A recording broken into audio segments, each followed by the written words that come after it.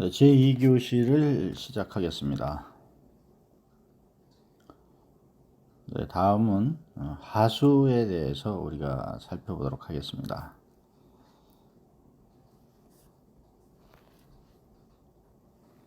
교재 91쪽입니다. 교재 91쪽을 참고해 주세요. 하수란 뭐냐? 하수. 네, 하수라 하면 우리 생활에서 생기는 그런 오수죠. 네, 버려야 되는 물들. 이런 가정하수가 있고 또 산업해수가 있고 지하수, 천수, 비, 눈 이런 것들이 우리가 그 하수라고 하는데 급수량에 비례해서 문화 발전에 따라서 또 이게 증가를 해요. 하수를 처리하지 않고 방류하면 또 우리가 미관을 해치고 악취도 발생하고 세균도 번식을 하고 그래서 시민의 건강 문제를 해치게 된다. 그래서 보건위생상 여러 가지 문제를 만들죠.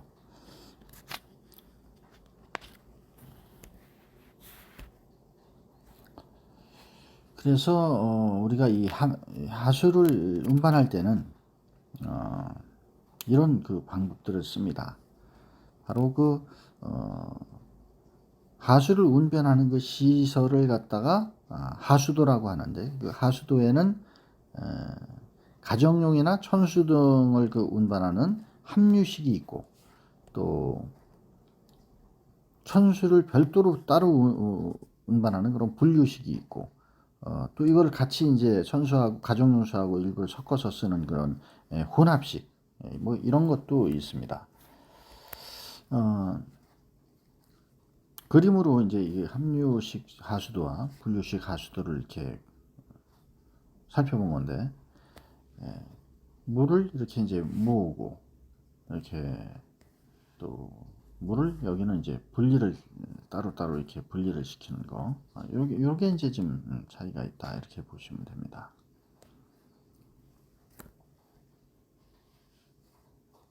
합류식은 가정용수나 천수 등을 운반하는 거, 또 분류식은 천수를 별도로 운반하는 거, 또 혼합식은 천수하고 가정용수를 섞어서 하는 거 이렇게 말씀을 드렸죠. 예비 처리를 보면 하수 유입구에서 하수 중에 함유된 큰 부유 물질이나 이런 고형 물질들을 망을 거쳐서 이제 제진을 하고 그 다음에 침사 조사에서는 이제 비중 2.65에 직경 0.2 정도 이상의 그 토사 등과 같은 것들을 섞어서 비중이 큰 물질을 0.15나 0.3 미터 정도 되는 초당 그런 정도로 이제 유속물을 감속시켜서 이제 침전을 시키는 이런 방법을 이제 먼저 한 다음에 본 처리를 이제 해야죠. 그래서 이제 본 처리는 혐기성 처리가 있어요. 혐기성균이 무산소 상태에서 유기물을 분해하는 그런 과정이고 또 탄화수소계 물질을 분해해서 메탄이나 이산화탄소를 생성하고 또 CHONS 화합물인 그 단백질을 분해해 가지고 아미노산이나 또 암모니아, 황화수소, 메르카탄 등을 이제 생성시키는 이런 일도 이제 우리가 또 하게 되죠.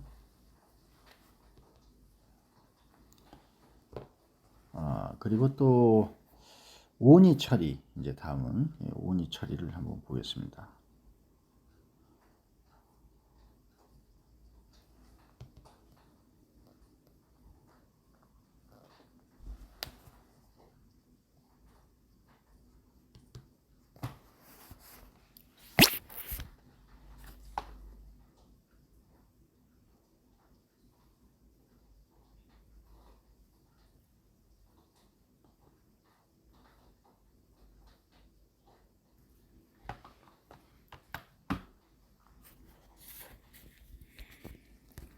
네, 그 다음에는 이제 혐기성 처리에서 부패조 또 이모프 탱크 뭐 이런 것들을 우리가 사용을 하는데 단순한 탱크로 이 안에는 가장 하수 중에 가벼운 것은 부유하고 부사를 형성 공기를 이제 차단시키는 그런 역할을 하고 또 이모프 탱크는 이 부패조의 그 결점을 보완해서 고안해낸 건데 침전실하고 그 온이화소실로 이렇게 분리를 해서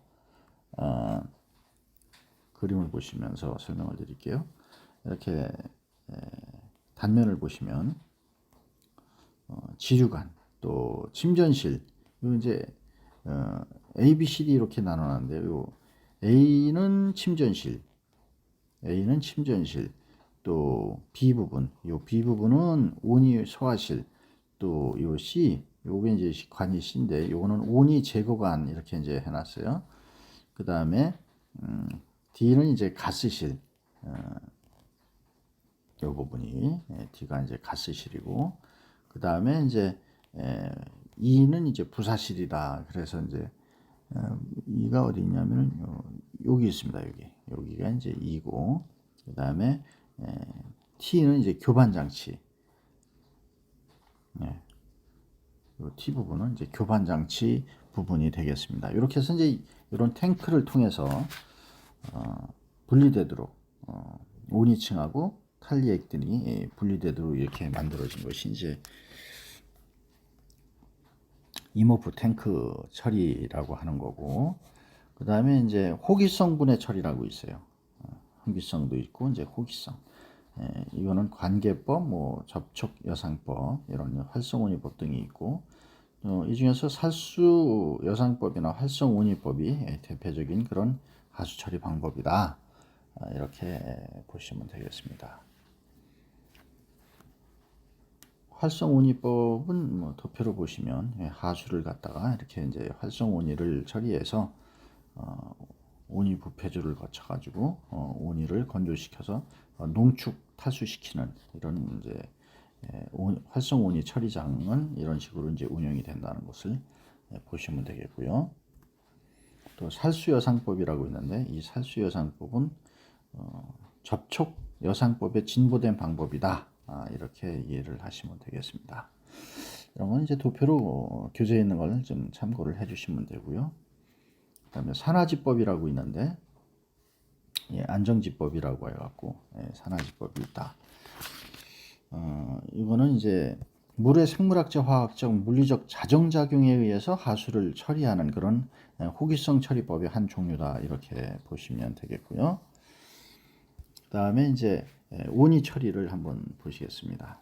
온이 처리는 육상투기법, 소각법, 뭐 퇴비학법, 사상건조법, 소화법 이렇게 이제 이런 것들이 일반적으로 이제 쓰이고 있는데, 먼저 소화법을 보면은 온이중 유기물을 안정화시키고 그 다음에 병원 미생물을 사멸시키는 방법, 이런 걸 이용해서 제일 진보된 온이 처리법이다. 소화법이 이렇게 이해를 하시면 되겠습니다.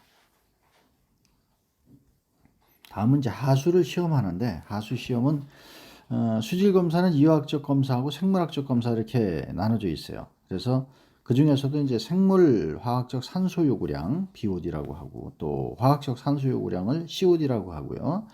또 용존 생수량을 DO라고 하는데, 이런 것들을 측정해서 하수를 시험하고 있습니다. 다음은 이제 폐기물 처리인데요. 폐기물 처리는 우리가 이제 생활 폐기물이 많잖아요. 가정에서 생기는 것, 또 사업장에서 생기는 거, 이런 그 폐기물을 우리가 분류를 해보면 이렇게 크게 이제 나눌 수가 있고, 두 가지로 그 사업장 폐기물은 사업장 폐기물, 시설 폐기물 이런 게 있고, 또 건설 폐기물, 또 의료 폐기물, 우리가 쓰고 그 보건 분야에서 쓰고 있는 의료 폐기물은 또 의료 폐기물로 따로 이제 구분이 되어 있죠. 생활 폐기물은 수집 운반 처리를 어떻게 하냐면 용기를 수집하고, 그 다음에 대를 수집하고 쓰레기통을 수집하고 뭐 이런 것을 통해서 푸대를 얘기하는 거예요. 이거는 주머니나 푸대, 이런 쓰레기를 넣어서 이렇게 하는 방법들로 이제 운반 보관을 하고요. 생활 폐기물을 처리할 때는 위생적 매립법이 있고, 또 소각법이 있고, 비료하는 거, 또 가축사료로 이용하는, 이렇게 이제 크게 네 가지로 이용도를 하고 있다. 또 구충 구소가 있는데, 우리가 이제 구충 구소의 그 일반적인 원칙은 그런 걸 보면은 동물의 발생원 및 서식처를 제거하는 것이 근본적이고 중요한 대책이다. 뭐 쥐나 이런 걸 얘기하죠. 또 모기 같은 거, 이런 거 생기는 거, 이런 것들 발생 초기에 해야 되고, 대상 동물에 대한 어떤 그 생태 습성에 따라서 구체적으로 실시를 해야 되고, 또 구충구조는 부분적으로 하면 안 되죠. 광범위하게 그 지역별로 이렇게 해야지 실시를 해야 된다. 이렇게 이해를 하시면 되고요. 그다음에 그 위생 절지 동물이다 그런 게 있는데, 이 위생 절지 동물은 뭐냐? 위생 해충의 종류를 보면은 그 인간에게 직접이나 간접으로 어떤 그 위생상 피해를 주는 모든 곤충을 총칭하죠. 그 위생 해충이라고 하는 거는. 그리고 그 위생 절지 동물에는 뭐 크게 구분을 하면 곤충, 거미, 개, 새우, 진해, 나비목, 벌목 이렇게 이제 강목으로 이렇게 이제 우리가 구분을 했어요. 우리나라에서 가장 문제가 되고 있는 해충이 바로 이제 뭐 모기, 또 파리, 또 바퀴벌레 이런 것들이 이제 가장 큰 종류고, 뭐 벼룩이나 또 이, 빈대, 찐득이, 뭐 동라방 뭐 이런 것들이 이제 또 해충에 해당되죠.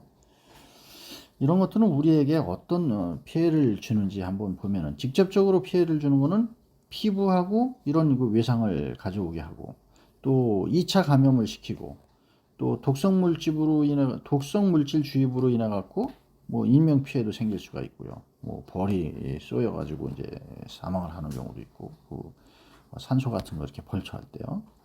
또 흡혈 영양 물질을 탈취를 해서 뭐 모기 같은 거는 흡혈해 가지고 또 뇌염 같은 거를 전염시키기도 하고요.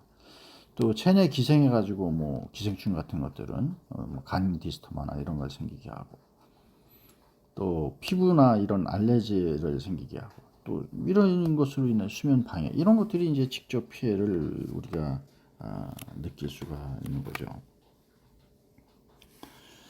또 간접적인 피해를 보면은 질병의 기계적 전파가 있고, 또 생물학적 전파가 있고, 뭐 증식도 하고 발육도 하고 뭐 이래요. 또 정신적 경제적인 피해를 우리 인간에게 주기도 하죠. 이런 걸 이제 구제하기 위해서 보통 어떤 방법들을 쓰냐면은, 환경적인 방법으로는 발생원 및 서식처를 제거하는 방법이 있고, 물리적인 방법으로는 유문이라든가 뭐 이제 잡는 거예요. 어떤 그 등 같은 걸 설치해서, 또 트랩을 이용해서 잡기도 하고, 파리 같은 건 끈끈이 줄 이런 것들 쓰잖아요. 이게 이제 물리적 방법이고, 화학적 방법은 살충제나 발효억제제, 뭐 불임제, 뭐 기피제, 유인제 이런 걸 이제 사용하는 방법이 있고, 유인제 같은 건 이제 사람 냄새 이런 걸 만들어 가지고 그걸 이제 유인하는 거 이런 거예요. 그다음에 기피는 이제 피하게 만드는 거, 그런 것들이 유생 해충이 싫어하는 그런 걸 이제 그 냄새나 이런 걸 품고 또는 소리, 진동 이런 걸 이용해서 이제 기피하게 하는 그런 방법이죠. 생물학적 방법으로는 천적을 이용하는 방법이 있고요. 또 불임웅충 방산법이라고 하는 이런 방법을 또 쓰기도 하죠.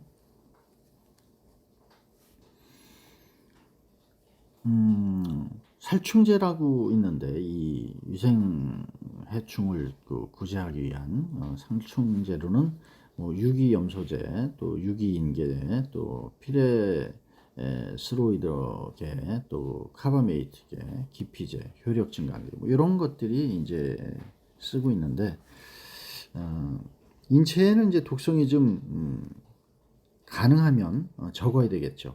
사람한테 그 미치는 영향이 낮아야 되겠고, 이런 것들을 우리가 주의해서 적절하게 살충제를 사용해야 된다, 이렇게 보시면 되겠습니다. 위생해충의 그 생태를 우리가 잠시 한번 보면, 파리 같은 경우 파리의 생태를 보면 알을 낳고 성충이 돼서 다시 또 산란하고 이런 과정들을 이게 라이프 사이클이 있는데, 보통 한 5 내지 10일이면 성충이 되고요. 1 내지 2개월 정도 되면 또 산란을 해서 또 알을 낳고 이런 과정을 우리가 볼 수가 있습니다. 발생 장소는 보통 뭐 변소, 뭐 쓰레기장, 퇴비 이런 데서 이제 많이 생기죠. 동물 시체 이런 거 썩는 데서.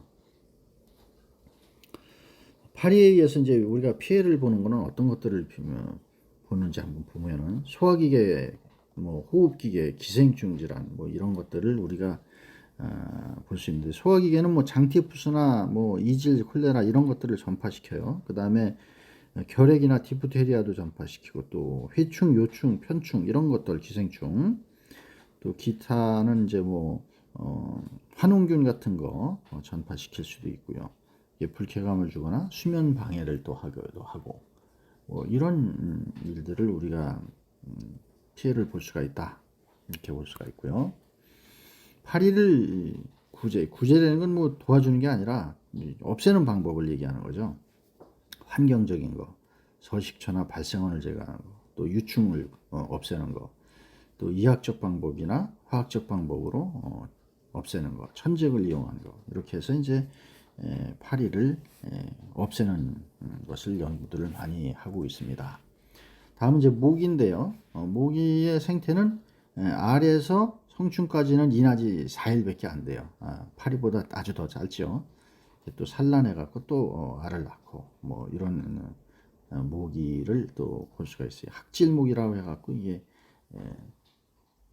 말라리아를 일으키는 그런 모기의 그 상태를 우리가 생활사를 본 건데, 이런 식으로 모기는 자라고 사람한테 또 어떤 피해를 주느냐 하면은 말라리아를 일으키게 하고, 일본뇌염을 일으키게 하고, 또 사상초 황열이나 댕기열 이런 걸로 인해서 이제 인명을 죽게 하는, 또 우리나라에서는 말라리아나 이런 그 일본뇌염 이런 것들이 좀 많이 생기고요. 역시 이제 흡혈해서 수면방해 피해를 이제 주고 그러죠. 이것도 이제 역시 이제 죽이는 방법은 환경, 뭐 유충구제, 성충 이런 것들을 이용해서 모기를 박멸하고, 다음은 이제 바퀴벌레 같은 경우는 야생종이 많죠. 그 다음에 온도와 습도가 1년 내내 유지되는 그런 뭐 음식점, 우리 그 주방, 주점, 다방, 과자점 이런 데서 많이 서식해요. 주로 이제 야간 활동을 하죠. 바퀴는 야간성이고, 또 잡식성이고, 질주성이고, 군거생활, 아주 그냥 왕창 뭉쳐서 막 발생하죠.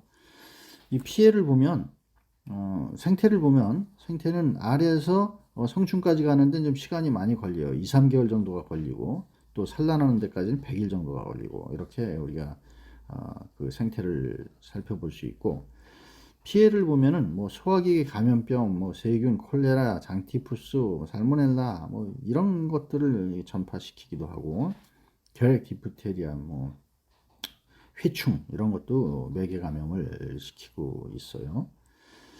바퀴 구제하는 방법은 뭐 트랩을 이용한다든가 유인제, 접착제를 우리가 많이 쓰죠. 또 살충제도 이용하고요. 연무법이나 훈증 이런 거 많이 이용해서 쓰고 있습니다. 다음은 이제 진드기예요. 찐득이는 알에서 부화하면 보통 유충이 되는데, 대개 이제 그 일용기를 거쳐서 자충이 되고, 종류에 따라서 일칠령을 거쳐서 성충이 되고, 장기간으로는 1년 정도, 어떤 것은 이제 짧아서 뭐 2, 3주 만에 또 발육되는 이런 진드기의 생활사를 볼 수가 있고요. 매개 질병으로는 큰 진드기는 참진드기, 공주진드기 이렇게 이제 나눌 수가 있는데, 작은 진드기는 구화체가 없고 털이 많고 육안으로 이제 우리가 보기 힘들죠. 그래서 0.1 내지 0.2mm 정도 크기니까 이거를 없애려면은 인체 접촉을 차단해야 되고, 또 살충제를 써야 되고, 침구류 같은 거 깨끗이 자주 빨아야 되고, 이렇게 우리가 생활을 해야 되고요. 쥐 같은 경우는 또 우리가 시궁쥐, 또 뭐 지붕쥐 뭐 이렇게 나눠놨는데, 보통 집쥐라고 하는 게 이제 시궁쥐입니다. 집쥐. 보통 이제 몸이 좀 크죠. 몸통보다는 꼬리가 짧은 반면에 이런 거는 이제 기주성 쥐다, 이렇게 가주성. 그 다음에 부엌이나 뭐 변소, 뭐 이런 쓰레기통 뭐 이런 데서 서식을 많이 하죠. 또 지붕쥐는 곰쥐라고도 하는데, 집쥐보다 약간 작고 꼬리가 또 몸통보다 길고요. 주로 이제 천장, 뭐 이런데 곡물 창고, 생쥐라고도 우리가 많이 얘기 들어보죠. 예, 수직 등반 이런 걸 잘해요. 그래서 파이프나 벽을 잘 타고 다니고 보통 이게 항구 지역에 많은 밀도를 보이고 있다 이렇게 알려져 있습니다. 지붕지보다 조금 작은 게 이제 생쥐인데요. 주로 인가나 들에 살면서 농작물 보관소 또 농경지 이런 데 서식을 많이 하죠. 몸통은 작고 꼬리는 길이가 이제 좀 몸통하고 비슷하긴 해요. 그다음에 머리에 비해서 귀가 크고 발이 작은 것이 이제 특징이다 그랬어요. 시궁쥐하고 지붕쥐의 새끼는 귀가 작은데 요거는 이제 귀가 좀 크다. 요게 현재 다른 부분이고.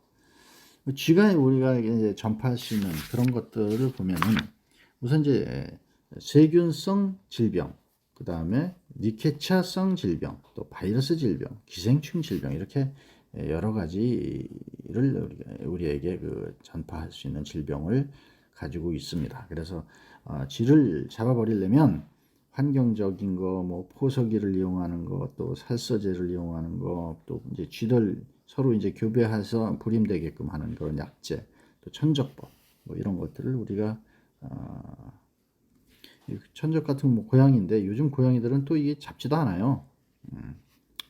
이렇게 이제 이런 구제법을 이용해서 하고 있다. 다음은 이제 소독입니다. 소독은 이제 어떤 식으로 하는지 소독에 대해서 또 살펴보도록 하죠. 소독의 정의는 소독이란 병원 미생물을 죽이거나 반드시 죽이지 못한다고 할지라도 그의 감염력이나 증식력을 없애는 조작을 하는 거예요. 그래서 우리가 뭐 손소독을 한다 이랬을 때는 최대한 증식력을 없애도록 하는 거. 이 의미 안에는 소독을 내포하지만 소독이 멸균을 의미하는 건 아니에요. 멸균을 죽일 수는 없잖아요. 그래서 이 멸균이라는 것은 소독도 포함되지만 이 소독이라는 것은 멸균을 의미하는 건 아니다. 이렇게 이해를 하시면 되고 방부라는 것은 미생물이나 이런 것들이 발육하지 않게 정지시키거나 썩지 않게 발효되지 않고 부패되지 않게 이렇게 방지하는 것을 우리가 방부다 이렇게 이해를 하시면 되겠어요. 그 다음에 이제 이학적 소독법이 있는데 이건 이제 물리적으로 멸균을 시키는 방법입니다. 그래서 가열처리법이 있고요. 건열멸균법이 있는데 여기에는 화염멸균법과 건열멸균법 이렇게 두 가지가 있고요. 그 다음에 습열멸균법에는 뭐 자비소독, 고함증기멸균, 유통증기멸균, 저온살균, 초고온 순간멸균 이런 방법들을 이용해서 우리가 총칭 습열멸균법이다 이렇게 이해를 하시면 됩니다. 보통 우리가 실험을 하고 실험 기구들이나 이런 것들을 폐기물을 버릴 때 의료기 폐기물을 버릴 때는 고압 증기멸균법을 사용한다 이렇게 이해를 하시면 되겠고요. 그 다음에 건열멸균법에서 화염멸균법, 이 화염멸균법은 우리가 TB균, 결핵균을 얘기하는데 이 결핵균 같은 거를 검사하고 나서는 이 화염멸균법으로 처리를 하는 것이 기본이다 이렇게 이해를 하시면 되겠습니다. 그 다음에 이제 무가열멸균법이 있는데요. 자외선 멸균법이 있고 초음파 멸균법, 세균여과법 이런 것들이 이제 가열을 하지 않고 하는 무가열 멸균법이다 이렇게 보시면 돼요. 자외선은 이제 보통 260 나노미터의 그 파장을 가진 살균력이 이게 260 나노미터 이런 파장을 가진 것이 강한 그 살균력으로 알려져 있고요. 그 다음에 우리가 그래서 이불 같은 걸 이제 볕에 널어놓고 그러죠. 햇빛으로 이제 광선에 의해서 자외선 소독이 되도록. 그 다음에 이제 초음파 멸균법이 있는데 이거는 8800 C4S에서 이제 강력한 교반 작용에 의해서 살균력이 일어나는 그리고 2만 CS 이상의 초음파는 강력한 살균력. 그렇게 초음파로 또 멸균들을 하죠. 보통 목걸이, 뭐 반지 이런 거 보면은 또 안경 이런 거 초음파 통에다 넣고 물이 있으면 이 안에다 넣고 우리가 멸균을 하곤 하죠. 또 세균여과법이 있습니다. 세균여과법은 화학약품이나 열을 이용할 수 없을 때 쓰는 거죠. 그래서 필터를 이용해 가지고 미생물을 제거하는 방법인데, 요거 같은 경우는 보통 이제 크린 벤치라고 해서 안전 작업대 이런 거에 이제 필터를 설치해서 그 공기를 이용해 갖고 그쪽으로 이렇게 세균을 여과시켜서 정화시키는 그런 방법을 우리가 세균 여과법이다 이렇게 얘기할 수 있습니다. 다음 이제 화학적 소독법인데요. 소독약의 그 살균 기전을 보면 염소하고 그 유도체에 의해서 이제 산화작용을 해서 살균이 되고, 균 단백 응고 작용에 의해서 살균을 시키는 건데, 석탄산이나 알코올, 또 크레졸, 포르말린, 뭐 승홍 이런 것들이 이제 그런 균 단백 응고 작용을 일으켜서 살균을 하는 그런 역할을 한다 이렇게 보시면 되고요. 또 균체 효소 불활화 작용을 시켜가지고 알코올이나 석탄산 이런 거는 그 불활화 작용을 하고, 또 가수분해 작용을 하는 것은 강산이라든가 알칼리, 열탕수 뭐 이런 것들은 이제 가수분해 작용을 이용해서 소독약의 그 살균을 하는 거다 이렇게 얘기를 하시면 되고, 또 한 가지는 탈수 작용, 식염이나 설탕, 포르말린 뭐 이런 알코올 이런 걸로 인해서 살균을 하고, 중금속을 형성시키는 뭐 이건 뭐 머큐리크롬 빨간 거 있죠? 예, 이런 것들은 이제 중금속에 해당되는데, 그걸 이용해서 항균 작용을 하는 거죠. 그래서 살균을 하는 그런 거고, 소독약의 구비 조건을 보면은 살균이 강해야 될 거 아니에요, 그죠? 소독약은. 그 다음에 인체의 독성이 낮고 안정성이 있어야 되고요. 사람이나 뭐 축산물 그런 걸 얘기하는 거고, 그 다음에 그 용해성이 높고 침투력이 강해야 되고, 물품의 부식성과 표백성이 없어야 되고, 물품에 그 어떤 뭐 부식이 생기거나 또 색깔이 변한다든가 소독을 했는데 그러면 안 되잖아요. 그 다음에 또 제일 중요한 게 이제 저렴하고 구입이 용이해야 되고 사용법이 간편해야 되고, 이것들이 이제 소독약의 그 구비 조건이다 이렇게 보실 수 있습니다. 그 다음에 소독약의 종류를 보면은 뭐 석탄산, 페놀이에요. 그 다음에 크레졸, 머큐리 디크로라이드, 그 다음에 생석회, 하이드로젠 페록시다이드, 과산화수, 또 알코올, 또 머큐리크롬, 또 인볼트 샵에서 역상 비누, 그 다음에 약용 비누, 뭐 이런 것들이 이제 소독약의 종류라고 할 수가 있겠습니다. 대상별 소독 방법을 보면 보통 의류나 침구류, 모직, 섬유 이런 것들은 일광 소독, 자외선 소독이죠. 또 증기 소독, 석탄산수, 크레졸, 프로말린 이런 걸 넣고 이제 빨래를 한다든가 그렇게 쓸 수 있고, 우리가 이제 대소변이나 뭐 토하는 그 토사물, 배설물 이런 것들은 소각법이라든가 자비소독, 석탄수, 크레졸, 석회 분말 이런 걸 이용해서 이제 소독을 하고, 그 다음에 이제 유리기구, 뭐 도자기, 나무, 뭐 가죽 제품 이런 것들은 승홍수, 뭐 크레졸 이런 걸로 사용하거나, 내열성인 것은 증기나 자비소독, 물을 끓여서 하는 거 이런 걸 쓸 수가 있고, 초자기구 같은 건 그렇게 할 수도 있죠. 다음에 이제 피혁 제품이나 이제 고무 이런 종류들은 석탄산이나 크레졸 뭐 이런 것들을 닦는 거죠. 그 다음에 또 가능한 거는 증기 자비소독을 해서는 안 되는 것들이 있죠. 그럼 이제 사람이 이제 돌아갔을 때는 입관 전에는 석탄산수를 쓰고 크레졸수나 알코올 등으로 뿌리고, 관내에는 이제 보통 이제 매장을 했을 때는 이제 석회로 이렇게 메우기도 했었어요. 요즘은 이제 거의 다 뭐 90% 이상 매장하지 않고 화장을 한 다음에 우리가 납고를 하는 그런 상황이고, 접촉자는 그 항상 석탄산수나 승홍수, 비누 이런 거를 이용해서 잘 닦아내고 그래야 되겠죠. 목욕도 자주 해야 되고. 다음에 이제 병실 같은 경우에는 석탄산수나 크레졸 이런 걸로 뿌리고 닦고, 또 환자의 경우에는 목욕, 의복 갈아입혀야 되고, 온시포로 이제 몸을 씻어도 좋고, 목욕물은 소독 후에 이제 방류를 하고, 뭐 이렇게 해서 하며, 변소나 하수구 쓰레기들 같은 경우에는 석탄산이나 크레졸, 포르말린 이런 것들은 이제 분무 살포하고, 또 분통 같은 데는 이제 석회말이나 또 석회유, 크로젤 석회유 뭐 이런 것들을 이제 뿌려서 소독을 하면은 됩니다. 네, 지금까지 환경위생에 대해서 소독 방법까지 우리가 학습을 했습니다. 인간과 환경에 있어서 환경위생에 대해서 두 번째 강의에서는 살펴봤고, 여러분들한테 서두에도 말씀드렸다시피 과제가 있는데 그 과제는 일주일 후까지 제출을 클래스룸에다가 올려놓으시면 되고요. 또 출강 수업은 3주 동안 지난 1교시는 1강의는 4주였는데 2강의 시간은 3주입니다. 3주이니까 미리지 마시고 미리미리 강의를 꼭 수강해 주시면 고맙겠습니다. 자, 학생 여러분, 긴 시간 동안 강의 들으시느라고 수고들 많으셨습니다. 다음 주에 또 만나겠습니다. 감사합니다.